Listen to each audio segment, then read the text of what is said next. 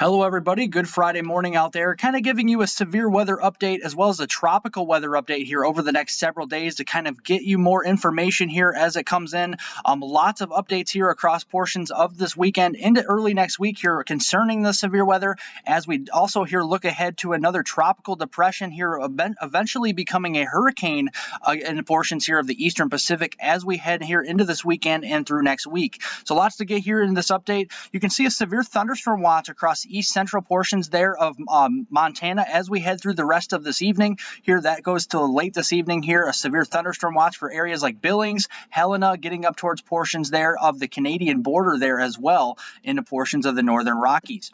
Looking at the severe weather risk for the rest of today, you do have that slight risk of severe weather across east central portions of Montana, western North Dakota. Then you kind of have that marginal risk of severe weather kind of extending farther down towards portions of northwestern Nebraska, western South Dakota, and northeastern Wyoming as we head here through the rest of this afternoon and this evening. You can definitely see here kind of that wind risk still 15% across east central Montana into western North Dakota. The hail risk is a little lower here as the instability is starting to wane as we head through the rest of this evening time frame. So we'll start to see kind of a lower large hail risk, kind of more of a damaging wind risk here with these storms than anything else. And again, that tornado risk is really not kind of anything to worry about here for the rest of today, kind of less than 2% across all of those marginal and slight risk zones. Looking kind of at the NAM model here, what we can expect as we head through the rest of this evening, just some scattered showers and thunderstorms across east central Montana, getting into the western Dakotas as we head through the early evening hours. That'll kind of a little organized here more across portions of the Dakotas into southern portions there, Saskatchewan here in southwestern Manitoba as we head into the overnight hours here towards your midnight time frame, and that'll continue here into the early Sunday morning hours as well. But looking toward your Saturday tomorrow, we got a very strong ridge kind of centered across portions of the Four Corners and southern and central plains here for your day tomorrow. And along and kind of over top that ridge, we're kind of going to be watching again another mid-level disturbance kind of rounding the northern periphery of the ridge. We could see a little bit of some energy in the wind profile here in the 500 millibar winds across portions here of the central and northern plains as we head into the morning and afternoon here for tomorrow. And that's why the Storm Prediction Center's Day 2 outlook has a marginal risk of severe weather from portions of Nebraska, northeastern Colorado, northern Kansas, including the Kansas City area, and then kind of moving along into portions here, the middle Missouri Valley here into northern Missouri as we head into tomorrow afternoon. So timing this out here on the NAM model, what this could look like here with the radar reflectivity as we head towards later tomorrow afternoon. Kind of that 2, 3, 4 o'clock hour, you can see some kind of organized showers and storms developing across southeastern South Dakota, northeastern portions there in Nebraska. But as we kind of head towards the evening hours, some of these storms might fire up more here across portions of northern Kansas here, more in isolated fashion. And some of these could produce, damaging winds and large hail. Not worried about a tornado risk as that low-level shear actually remains pretty minimal as we head here into the evening tomorrow. But even some more showers and storms kind of pushing across portions of the middle Missouri Valley from Iowa down through the Ozarks as we head into the evening hours, and then kind of pushing along here down towards portions of downstate Illinois, the foothills here of Missouri, down towards portions of Cape Girardeau, St. Louis, Carbondale, Illinois, even some more storms just north of Minneapolis, St. Paul here, kind of an organized kind of just garden variety type storms up in those areas in this north central Minnesota into the overnight hours here heading into your Sunday morning. Then as we head into Sunday morning, we got that ridge starting to retrograde a little bit farther west across portions here of the Four Corners. We're starting to see a little bit of a feature here across portions of the Pacific Northwest, and that's a new shortwave trough that we'll be keeping an eye on as we head through early next week. That could actually here wreak some havoc across portions here of the northern and northeastern portions of the country as we head towards the early to middle portion of next week. And you can see that flow kind of around that ridge, kind of moving across to your portions of the Rockies, the northern plains, the upper Midwest, and the Ohio Valley. And looking toward your Sunday afternoon, these are some hot temperatures, guys, out there. 104 up into portions here of Montana, mid-90s across the Dakotas here, some lower 90s across southern Manitoba here, southern Saskatchewan as we head into your Sunday afternoon. And kind of looking at your Sunday's kind of outlook from the Storm Prediction Center, just some general garden variety storms here across the Rockies, the Intermountain West here, and down towards the monsoonal areas. And kind of same thing across portions of the Ohio Valley, the Tennessee Valley, and much of the eastern seaboard here. Just pretty much some garden variety variety type storms, not really looking at any severe weather on your Sunday. And I'll show you that here on the NAM model. Again, this is what the radar could look like. Kind of some organized rainfall here with some embedded thunderstorms downstate Illinois into portions of the kind of Illinois Valley as we head towards their Sunday morning time frame. These will kind of shift eastward into portions of the Ohio Valley here, the southern Great Lakes, as we head into the mid and late afternoon hours here on your Sunday, bringing some heavy rainfall. Can't rule out maybe some pea-sized hail or some gusts up to 30 miles per hour or 40 miles per hour. Some of these stronger storms out there, but not kind of any organized severe weather. Kind of staying at bay for your Sunday afternoon. And then as we kind of move toward the Sunday evening time frame, again, some lingering heavy rainfall across portions of southern Indiana, southwestern Ohio, downstate Illinois there, kind of starting to back build more towards the Memphis area, into portions there, the Paducah area as well, into Kentucky there in the evening hours. And then that'll kind of continue to push off towards the New England region with some lingering rainfall into the Ohio Valley as we head into the overnight period here on your Sunday into Monday morning as well. Looking here at the next few days, you can expect some heavy rainfall for portions of western Pennsylvania here down through much of Ohio, southern and central portions there of Indiana, so the Indianapolis area, Cincinnati, Columbus, Toledo, all these areas here, some very heavy rainfall getting down towards the Louisville area here and into portions of downstate Illinois and southeastern Missouri. Yeah, those areas could be expecting, an inch to 2 inches or more of rainfall here over the next couple of days. So some much needed rainfall actually in some of these areas that are starting to grow that drought just a little bit more. So that is some beneficial news as we head here through the next couple of days. But as we kind of move toward that Monday morning time frame, we got a strong shortwave trough across the Pacific Northwest we're watching, kind of rounding the crest of this ridge on the northern periphery of all this heat. We still got that ridge anchored across the four corners into the central and southern plains there. And then along the northern periphery, again, we got to really watch this trough as it's starting to dig in across the Pacific Northwest as we headed towards your Monday morning. And with all that heat building all the way northward into portions of the southern Canadian prairies, the Dakotas, and Montana ahead of that trough, we definitely would have a lot of instability out there with temperatures rising into the 90s to near 100 in some of these areas, especially into the western Dakotas and eastern portions there of Wyoming and Montana as we head into your Monday afternoon. We still have those dew points. We have those dew points with the low-level moisture that'll be rising well up to the north here and across southern Manitoba, southeastern Saskatchewan, into the Dakotas region, and that will fuel some severe weather with some, building instability as we head into your Monday evening time frame. You got very strong wind shear kind of rounding the base of this trough as it kind of pushes across the southwestern portions of the Canadian prairies and far northern Rockies as we head towards that Monday evening time frame, coupled with that strong instability, and that's why the Storm Prediction Center does have that 15% or slight risk already highlighted on their day 4 outlook for Monday across northeastern Montana, much of North Dakota as we head into that Monday afternoon and evening time frame.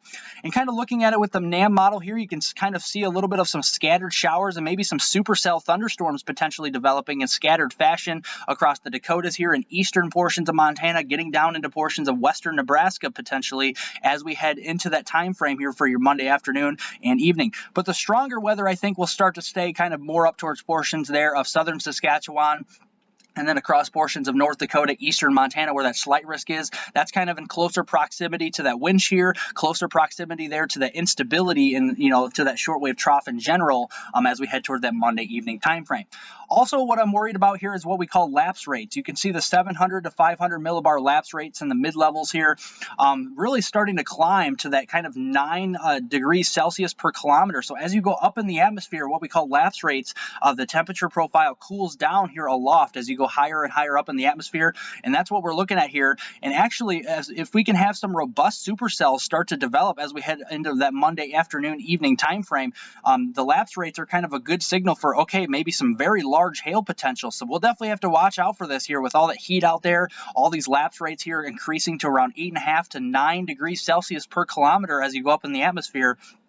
Yeah, we could definitely be talking about some very large hail potential across North Dakota and eastern Montana here as we get into that Monday afternoon and evening time frame. So that's something to watch. But then that doesn't stop there. As we move into Tuesday morning, that trough really starts to kind of push to the east here across southern Saskatchewan, the northern plains here, and all the way down to the south. We still got that, ridge anchored across those same areas around the four corners here in the central and southern plains here with all that heat out there.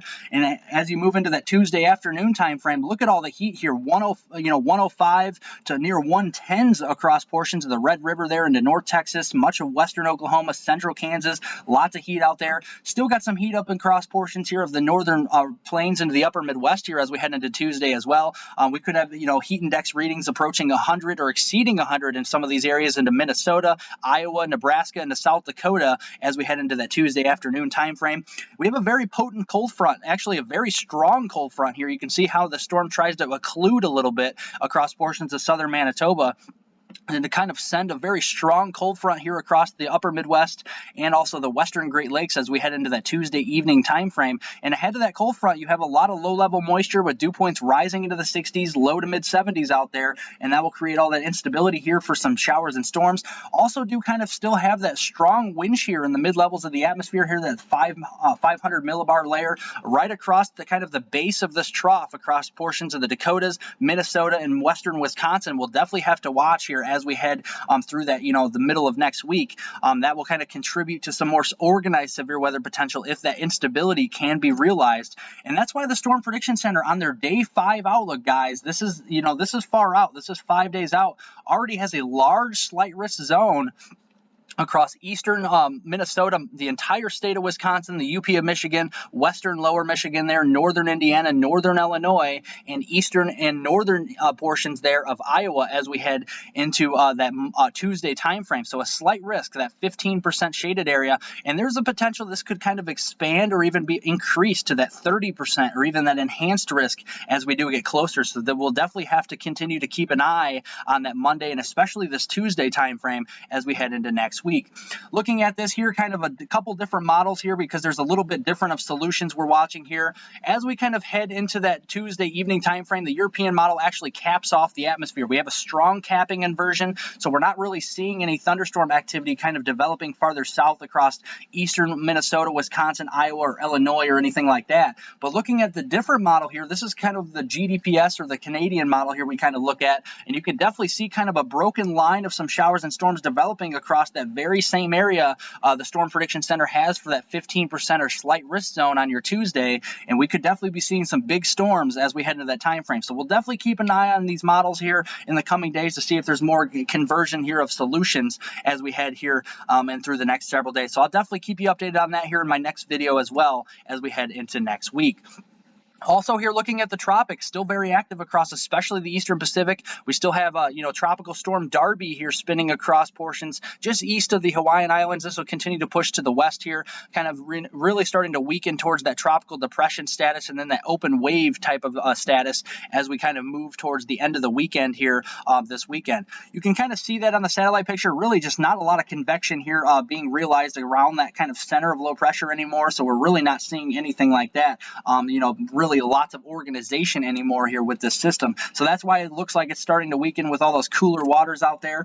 But of more concern, we're actually seeing Tropical Depression 6 E across portions just southwest of the Mexican coast here. This will push to the north and west. And you can see that here on the satellite imagery here, some very well-organized convection really starting to take shape across the open waters of the eastern Pacific, southwest here of the Mexican coast. And this will push more to the north and west through the next several days, through the middle of next week. And it's actually expected to quickly strengthen to tropical storm and then eventually hurricane status as we head through the weekend this weekend. And then especially in the early and middle portions here of next week and remaining at least at hurricane status through the early afternoon hours here on your Wednesday. And again, this is going to be over the open waters here southwest and west here of the Mexican coast and southwest here of the Baja of California, but still could be some, wave action here near the coast. So definitely have to watch that if you're on the western Mexican coast or kind of the western coast there of the Baja of California as well. Kind of looking at this with the European kind of forecast model, you can see at the bottom center of your screen here, this low pressure system will really start to organize here as we head through your Saturday time frame, and then really start to organize even more as we head toward that Sunday time frame here on the 17th of this month. You can see 991 millibar low pressure system here. Very, quick strengthening of the system with the warmer waters in the eastern Pacific. This will continue to shift off to the west, northwest, and northwest here very quickly as we kind of move into that Monday time frame here, the 18th. You can see it deepens to a 984 millibar low pressure system. That will be solidly in hurricane status by that point, and this will can just continue to strengthen to a 978 millibar low. So yeah, at the very least, we're talking a category 1, maybe potentially up to around category 3 strength here with this storm. Very powerful hurricane is definitely possible as we head toward the middle of next week here, and that just kind of continues with a little bit of kind of lessening of the pressures here towards that Wednesday timeframe as it kind of encounters some cooler waters, but still probably staying at that hurricane status at least through the middle of next week. So that is definitely something to keep an eye on. And again, I will keep you updated on this here as well in my next video here in the coming days. But of more importance across the southwestern United States and how this will kind of affect portions here of the monsoonal areas, Arizona, Utah, Nevada, California, will be actually the precipitation, kind of the precipitable water values kind of around this low pressure system. Low pressure systems like to spin counterclockwise, so it'll really feed up to the north here, all this moisture into portions of the southwestern United States. These are the areas that are just, in severe, extreme, and even exceptional drought. They really desperately need the rainfall, and we could have a shot at some rainfall here with some of that moisture kind of, moving counterclockwise up through the eastern flanks here of the system towards the, southwestern United States, southern California, Arizona, maybe into southern Utah, southern Nevada as we head here towards the, middle and end of next week. So there's some hopeful thinking here of maybe some rainfall and some precipitation, or at least some monsoonal enhancement as we head towards that time frame as well. Well, looking here at the July 11th through that 20th time frame, as we're still in that time frame of kind of the origin points for some of these systems, yeah, you see a lot of dots here across the Eastern Pacific, and that's just mainly due to the fact that we just have, active climatologically, kind of an active pattern across this zone. You can still, see some dots across the Atlantic, the Gulf, and the Caribbean, but really largely the Eastern Pacific is right on par with the active, tropics right now this time of year, and that looks to continue here even beyond this period here as we head towards late July. Looking at the Atlantic here, the Caribbean and portions of the Gulf of Mexico, not really seeing any tropical cyclones or anything like that. No open waves turning into really anything organized, at least the next few days. But we'll continue to keep an eye on this. You can see the satellite imagery, some waves coming off Africa, but mainly these waves that come off the western African coast are actually kind of staying across the southern portions of the Atlantic. That's due to a strong high pressure system across the central Atlantic that's really kind of steering the flow across this area here and kind of keeping all of that deeper moisture and deeper kind of convection and thunderstorm activity across portions here of the southern Atlantic, and then kind of steering it across the Central American coast there, and then into portions here of the Eastern Pacific. And that's why the Eastern Pacific has been so active, so energetic lately. So that looks to continue at least through the next week or two. So really not seeing anything developing here in the Caribbean, the Gulf, or in the the southern Atlantic that really makes for any development here or any concerns for the U.S. or anybody down there in the next few days. But thank you guys for watching. Kind of a tropical and severe weather update out there for you guys. I definitely appreciate you guys watching. Remember to like my video, give me a thumbs up down below here, leave any comments, questions below. I'll definitely be able to answer those, and subscribe to the YouTube channel, getting up to near 300 subscribers. I hope you guys can help me out, and I definitely appreciate it, and I hope everybody has a great weekend out there.